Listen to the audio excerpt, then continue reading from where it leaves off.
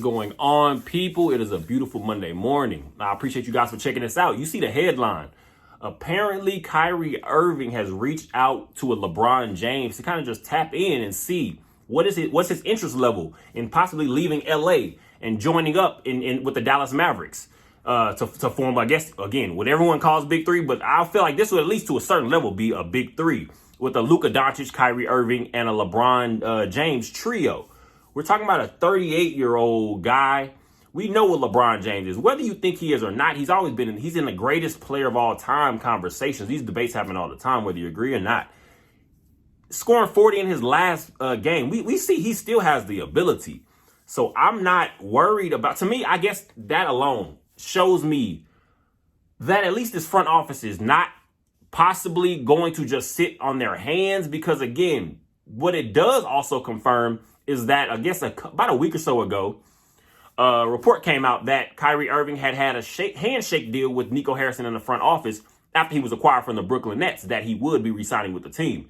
If anything, I'll say, to me, that just makes that kind of reconfirms that a little bit more for me, I guess, and that's a good start. But we'd have to ask ourselves at this point, would you possibly be willing, if you made that trade, or if you went for a big trade such as a LeBron James type acquisition for the Dallas Mavericks, what exactly are you giving up? We already know this team is very limited on talent, assets overall, because again, that's why we're in the position that we're in now. We're very top heavy. Once you get past a Luka Doncic, a Kyrie Irving, it gets very thin. We're talking about on the front court. We're talking about on the wing. We have a lot of guys that, actually, I'm gonna say a lot. We have a couple of guys that have some potential.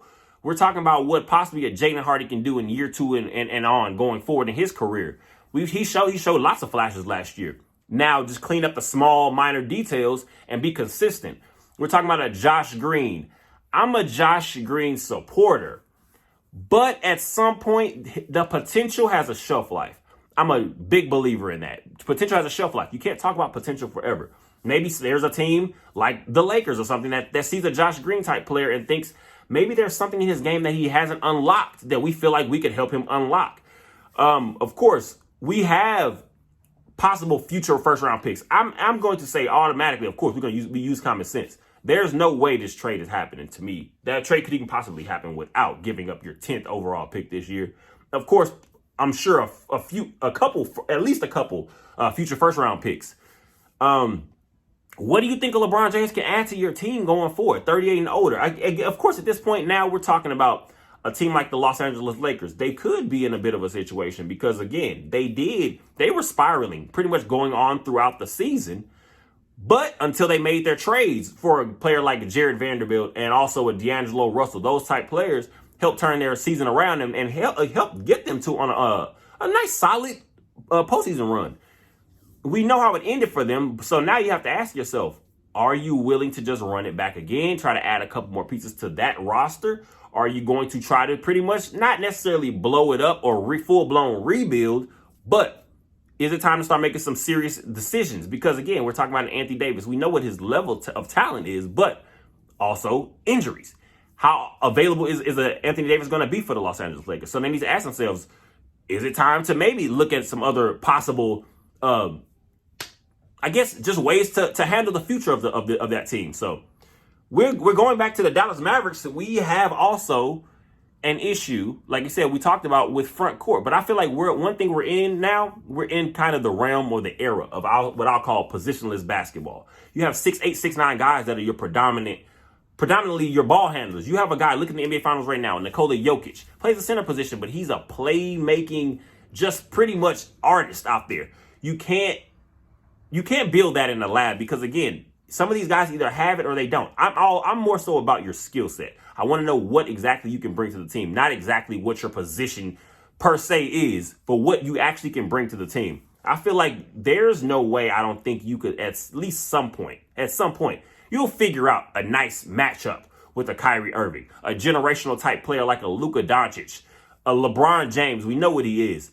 You have the ability to now formulate your matchups and your rosters based around those guys with those different kind of skill sets. Now it will all turn around into pretty much common sense. What can you fit around those guys? What exactly is your wing going to look like? Because now like I said before, with limited assets, also we're talking about limited capital. If you're paying 3 guys like that big money, what exactly are you going to have to shore out the rest of your roster? Because as much as we love to act like the star names are the only ones that matter in team sports, it's impossible to build a successful champion with just one guy. You can't do it. Not even 2 guys, because again, now you're limiting your team and the other team only has to focus on a certain amount of guys. That's literally never going to be winning basketball. So we have got to shore up the rest of this roster. Possibly adding LeBron James, I feel like, of course, it can be boom or bust, but it's very exciting. It's very intriguing. I mean, I don't see how you couldn't at least take a look at the option. So let me know down below in the comment section. What do you think? Is it something you're completely for? Is it something you're absolutely against? Like, there's no way, because what's the point of gutting a team for a 38-year-old player? Let me know down below in the comment section what you guys think. It's, like I said, there's no wrong answer, because at the end of the day, we all want the same thing. We all want this team to be successful. We all want this team to win championships. So what's the best way to get us there? We'll see. I appreciate you guys as always. Go ahead and like, comment, subscribe, and also share. And I appreciate you guys for checking this out. You enjoy the rest of your day. Have a good one.